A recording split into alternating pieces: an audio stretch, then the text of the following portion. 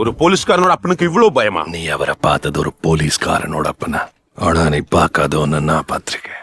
15 வருஷத்துக்கு முன்னாடி திகார் ஜெயில்ல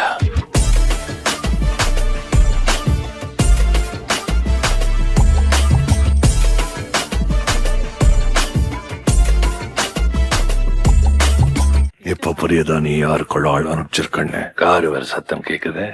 ஜெயிலர் வந்துட்டாருன்னு நினைக்கிறேன்.